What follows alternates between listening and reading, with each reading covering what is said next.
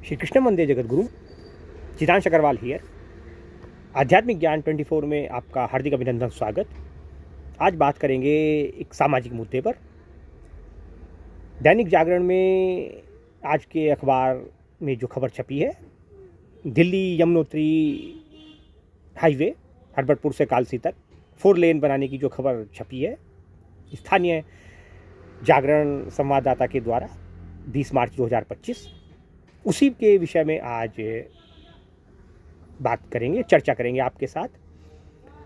As a social, political, religious and spiritual commentator होने के नाते आपको सही जानकारी देना बहुत ज़रूरी है, और इसमें थोड़ा सा मुझे आपको पीछे ले जाना पड़ेगा, बैकग्राउंड से लेकर के और करंट सिचुएशन तक आपको बात समझ में आनी चाहिए। तो हम निवेदन करेंगे, विकासनगर के माननीय लोकप्रिय विधायक हमारे श्री मुन्ना सिंह चौहान जी, प्रथम नागरिक श्रीमान धीरज बॉबी नौटियाल पालिका अध्यक्ष, और हमारे कर्मठ जुझारू सभासद वार्ड नंबर 8 के भाई भारत कालड़ा, जिन्होंने भी आज के दैनिक जागरण की यह खबर पढ़ी है, और इन सभी गणमान्य व्यक्तियों ने इसका संज्ञान ले लिया होगा।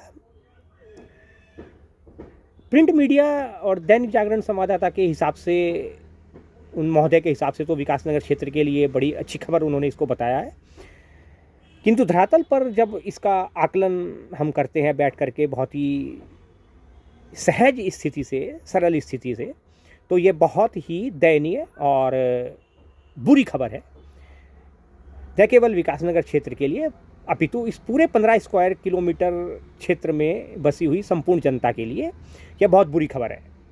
क्योंकि हरबटपुर से कालसी तक की जो भौगोलिक स्थिति है, आप तीनों गणमान्य लोगों ने उसका क्षेत्रफल का आकलन कर ही रखा है, देख ही रखा है उसको पूरे को। इस पूरे 15 किलोमीटर के एरिया में जो पूर्ण समष्टि है, समष्टि जानते हैं आप, जानते ही होंगे समष्टि मतलब, फिर भी बताना जरूरी है। समष्टि मतलब जिसमें हर वह प्राकृतिक पूर्णता सम्मिलित होती है, पेड़ पौधे, नदियाँ, पशु पक्षी, जीव जंतु, हरियाली, और पेड़ों पर निवास करने वाले सभी जीव जंतु, अनेक प्रकार के जीव जंतु, चिड़िया, कोयल, कौवे, पक्षी, और भी अनेक ऐसी प्रजातियां जिनके घोंसले वहाँ पर बने हुए होते हैं, और न जाने बहुत कुछ जो प्राकृतिक रूप से इसमें सम्मिलित होता है, उसको हम समष्टि कहते हैं, और मनुष्य भी उस समष्टि का ही एक अंग है। लेकिन जितना विनाश मनुष्य इस समष्टि का करता है, इस प्रकृति का करता है, अन्य कोई भी भोग योनि का जानवर नहीं करता। पिछले 25 साल की कहानी को आपके साथ शेयर करना बहुत ज़रूरी है, क्योंकि हमारे जो माननीय सभासद हैं वार्ड नंबर 8 के भाई भारत कालड़ा जी, उनकी उम्र शायद आज से 25 साल पहले लगभग 8 वर्ष ही रही होगी, बहुत छोटी उम्र के वो रहे होंगे। आज तो वो हमारे वार्ड के प्रथम नागरिक हैं, कर्मठ जुझारू हैं। विकासनगर उद्योग व्यापार मंडल के पिछले 5 वर्षों से उन्होंने महामंत्री का कार्यभार भी संभाल रखा है, बहुत अच्छे प्रकार से, सभी के सुख दुख के साथी हैं। और हमारे जो अब नए तालिका अध्यक्ष बने हैं अभी, भाई धीरज बॉबी नौटियाल, सरल स्वभाव के व्यक्तित्व के धनी है। विकासनगर में अच्छी बात यह है कि यहाँ की जो भौगोलिक परिस्थिति है वो बहुत अच्छी है।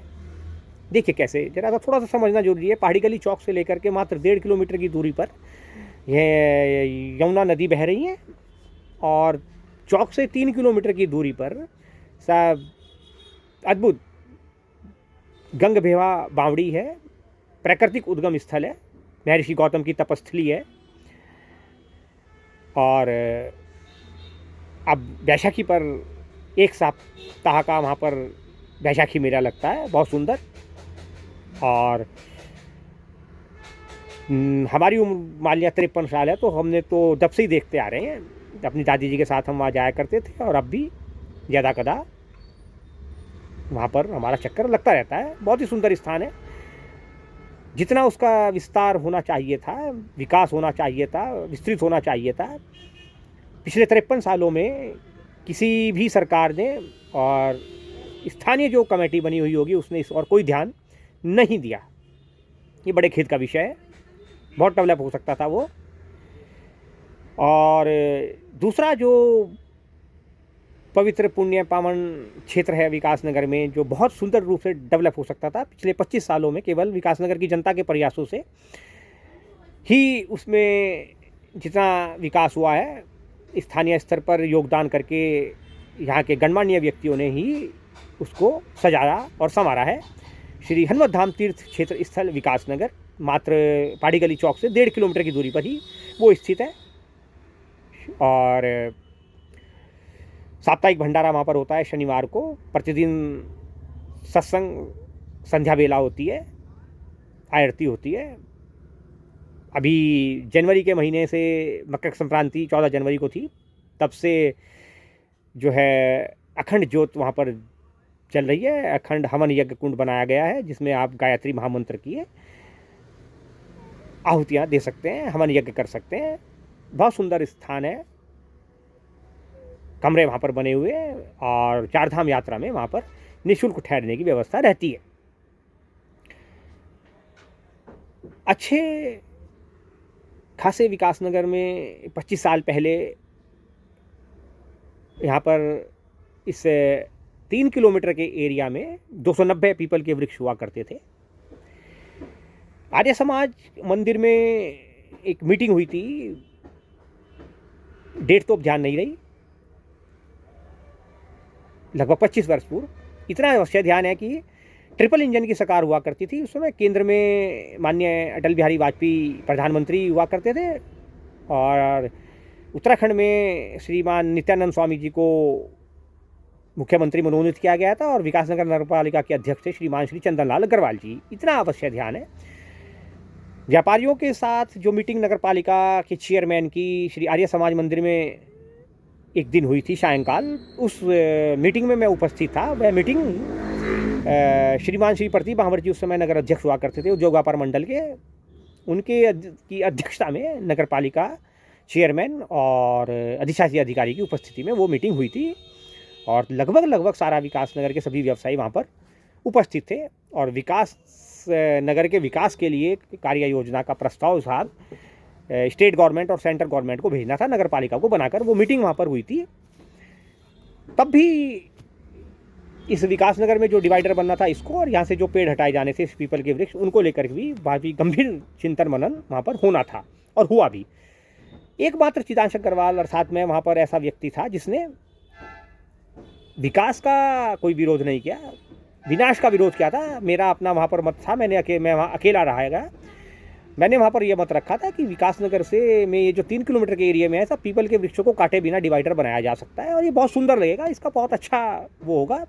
क्योंकि यहाँ की आबो हवा में ऐसा कोई आवश्यक नहीं लगता था मुझे कि पीपल के वृक्ष काट दिए जाएँ, इसके बिना यहाँ पर डिवाइडर का निर्माण हो सकता था। और आज आप इस बात को भली भांति देख सकते हैं, समझ सकते हैं। उन पीपल के वृक्षों का बड़ा महत्व था। जो यहाँ पर जल का जो स्तर था उस समय, उन वृक्षों की वजह से जो उनकी जड़ें इतनी गहराई में उतरी हुई थी कि पानी दूसरी मंजिल तक बिना किसी मोटर के पहुँच जाता था। वाटर सप्लाई इतनी बढ़िया थी उन पीपल के वृक्षों के कारण, जो है वाटर की जो सप्लाई थी, जल संस्थान की टंकी भी सिर्फ एक ही हुआ करती थी, लेकिन फिर भी वो पूरे विकासनगर को पर्याप्त जल प्रदान कर दिया करती थी क्योंकि वाटर लेवल बहुत ऊंचाई पर था उस समय। और बाद में साहब मेरी बात को कोई तवज्जो नहीं दी गई और विकास के नाम पर जो विनाश हुआ, जो विनाश लीला हुई, वो सब आपके सामने, आप सब देख ही रहे हैं। और आज डिवाइडर का निर्माण हुआ है, 3 किलोमीटर में 4 लेन बनी हुई है और दिल्ली से यमुनोत्री का हाईवे हरबटपुर से कालसी तक के पूरे एरिया को जो तहस नहस करने का प्लान न जाने साहब किन लोगों ने बनाया होगा या बनाने वाले होंगे साहब, जिसकी अभी एक खबर छपी हुई है कि इसकी DPR जारी होगी। तो इस बाबत आपके संज्ञान में मैं लाना चाहता हूँ। मैंने साहब जब ये इससे पहले हिंदुस्तान अखबार में 2018 में सितंबर के महीने में खबर छपी थी, तभी मैंने 1 अक्टूबर 2018 को एक लोक शिकायत माननीय प्रधानमंत्री श्रीमान नरेंद्र मोदी जी के ईमेल के द्वारा दर्ज करा दी थी और इस पूरी महाविनाशकारी परियोजना का पूर्णतः बंद करने हेतु तत्काल प्रभाव से निवेदन किया था माननीय प्रधानमंत्री जी से। और मेरे उस एप्लीकेशन का, उस निवेदन का पीएमओ से जो जवाब आया था मुझे बाद में 15 अक्टूबर 2018 को national highway authority of India के क्षेत्रीय कार्यालय रीजनल ऑफिस देहरादून से मुझे लिखित में जो पत्र मिला हुआ है, जो मैंने अभी इससे पिछले वीडियो में आपके साथ शेयर किया है, जिसमें स्पष्ट तौर पर साहब राष्ट्रीय राजमार्ग परिवहन मंत्रालय अर्थात national highway authority of India की कोई परियोजना नहीं है साहब, हरबटपुर से कालसी तक के 15 किलोमीटर के एरिया में इसको 4 लेन करने की कोई परियोजना नहीं है। न जाने किन लोगों के दिमाग की खुरापाती उपज है। तो मैं क्षेत्र के लोकप्रिय माननीय विधायक श्रीमान मुन्ना सिंह चौहान जी से, नगर पालिका अध्यक्ष भाई धीरज बाबी नौटियाल जी से और सभासद भाई भारत कालाड़ जी से निवेदन कर रहा हूँ साहब इस वीडियो के माध्यम से, कृपया संज्ञान लें और इस 4 लेन परियोजना का, जो न केवल नगर के हित में तो है ही नहीं, ये तो भूल ही जाइए साहब कि एक चीज परियोजना नगर के हित में है। विकास नगर के 3 किलोमीटर के एरिया में इसका कोई लाभ नहीं होने वाला, क्योंकि यहाँ पहले ही इतना ज़्यादा अव्यवस्थित रूप से संचालन है हर उस चीज़ का। इसका कोई लाभ यहाँ पर नहीं मिलने वाला, किसी को नहीं मिलने वाला इस पूरे 15 किलोमीटर के स्क्वायर किलोमीटर के एरिया में। ये केवल एक टैक्स पेयर के पैसे का घनघोर दुरुपयोग के अतिरिक्त और कुछ नहीं होना है। तो मेरा आपसे निवेदन है, मैं फिर से कहूँगा, मेरा निवेदन है माननीय विधायक महोदय श्रीमान, वो बहुत लर्नेड विधायक हैं हमारे साहब, इंटेलिजेंट और लर्नेड है साहब। इसे पूरी आप अगर विधानसभा को देखें, ये अभी पिछले साल जब एक लंबी बहस हुई थी किसी प्रकरण को लेकर, माननीय हमारे लर्नेड और इंटेलिजेंट विधायक माननीय मुन्ना सिंह चौहान जी की, मैंने वो पूरी सदन में रखी गई बात को जो अपलोड हुई थी यूट्यूब पर, उसको देखा था। सोशल मीडिया के प्लेटफॉर्म जो है उस पर भी, जो है फेसबुक पर भी वो अपलोड हुई थी, मैंने उसको पूरा देखा था। तो आपसे मैं निवेदन करता हूँ कि आप किसी भी स्थिति में ये इस परियोजना का संचालन रोकें। इसकी कोई आवश्यकता, हरबटपुर से कालसी तक 4 लेन करने की कोई आवश्यकता है ही नहीं, और मैं नहीं समझता कि आप मेरी बात को अन्यथा लेंगे, क्योंकि यह पूरी समष्टि के लिए, समष्टि मैंने आपको अभी बताया, पूरी समष्टि के लिए, उसके हित में है, नगर के हित में है, व्यक्तियों के हित में है, समाज के हित में है, भौगोलिक परिस्थिति के हित में है, जलवायु के हित में है, पर्यावरण के हित में है, हर प्रकार से उसके अहित में है और हित में है। और अगर इस परियोजना का डीपीआर बनाकर भेजी गई और दुर्भाग्य से ये लागू हुई, तो ये हर उस व्यक्ति के, इंडिविजुअल के, पेड़ पौधों के, समष्टि के, विकास नगर के और हर किसी के अहित ही अहित में होगी। कि आप तय मान के चलें, जैसे आप वर्तमान में देख रहे हैं, अभी बाईपास रोड की सड़क पर कार्य चल रहा है, न जाने वहाँ पर कितनी दुर्घटनाएं प्रतिदिन होती रहती हैं, न जाने कब बनकर तैयार होगी कुछ पता नहीं है। और अगले चरण में साहब ये हमारा जो है विकास नगर का जो मेन रोड है, इस पर भी खुदाई होनी है, सीवर लाइन का कार्यक्रम प्रस्तावित है। 4,500 करोड़ की सुनाई परियोजना है भैया, पता नहीं 450-500 करोड़ रुपए विकास नगर के लिए निर्धारित हुए हैं। तो देखते हैं आगे आगे होता है क्या।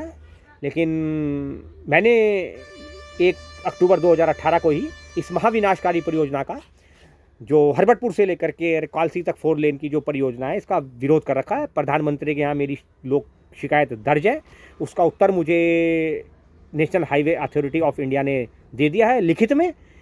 और न जाने जिनके भी खुरापाती दिमाग की उपज है, उन्होंने मुझे अभी तक इस पिछले 7 वर्षों में कोई उत्तर प्रदान नहीं किया है। माननीय विधायक महोदय जी, माननीय पालिका अध्यक्ष महोदय जी और माननीय सभासद महोदय जी, तो कृपया आप इस वीडियो का ध्यान रखें। मैं इस परियोजना के पूर्ण रूप से विरुद्ध हूँ। जय श्री कृष्ण, बने रहिए। चंद्रकांता आध्यात्मिक, यही आध्यात्मिकता है, यही आध्यात्मिक ज्ञान भी है। अध्यात्म का मतलब यही नहीं है कि वो किसी दीवार पर टंगी हुई, कोई खूंटी पर टंगी हुई कोई बहुत बढ़िया पेंटिंग है। अध्यात्म का तात्पर्य सीधा सीधा ये भी है कि स्वयं के लिए और समष्टि के लिए खुद को जानना और तदनुसार कार्य करना, यह भी आध्यात्मिक ज्ञान की श्रेणी में ही आता है। तो आप बने रहिए हमारे साथ। चंद्रकांता आध्यात्मिक यूट्यूब चैनल अगर आपने सब्सक्राइब नहीं किया है, सब्सक्राइब कीजिए, ज्वाइन कीजिए, बने रहिए हमारे साथ। जय श्री कृष्ण। ओम नमो भगवते वासुदेवाय। श्री कृष्ण वंदे जगद्गुरु।